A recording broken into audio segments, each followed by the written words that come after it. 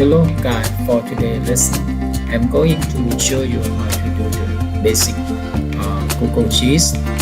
For the today's lesson, I'm going to demonstrate on how to do the formatting, okay, conditional formatting. Okay, let's have a look on the window, the table here. So just simulate this. We have a student column, and we have a student row of A, B, C, D, and E, for example, and we can input the PTS score. For example, we can input 20, and the midterm is kind of like a 30, and the final could be like a 90. And after that, the second student, we can make the copy one here, and then for this one we can use the sum function here. We add the sum. Okay, after that we can make the copy for formula here. Okay, then we try to change like this one to 18, this one to 25, like 89, for example. This one like 10, 15, and then 20, for example. This also like 23, 58, sorry, not 58, 48. This could be like 15, 27, and this one could be like a 50. Okay, could be like 46.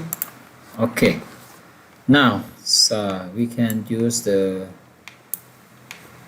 format for the alternating color, and then I choose this one, the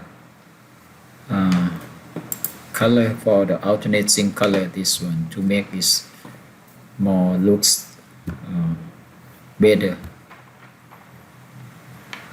design. Okay, then next we would like to make the highlights on the student C, which is have the total score less than 50. Okay, let's see how do we gonna do that. We on the menu bar, we click on the format, and then we go to the conditional formatting. Then for the first one, for the range, you just choose this, select data range. Okay, and then we can use this one, select this one on the E3, and scroll down up to this one. Okay, E7, and then you okay for the range. And then for the second part, you have to click on the formula. We're gonna use the less than. Okay, we use less than, and value is like a 50. Okay, now for the default formatting style, we can like choose this one to like a yellow, and then the text could be red and bold, for example. Okay, we click done. Okay, this is how we do the conditional formatting for highlight the student in our class that have the score less than 50, for example. I hope you can apply for this conditional format rule for your job, your work, and your lesson. If you have any question, feel free to comment below. See you next video. Thank you for your watching.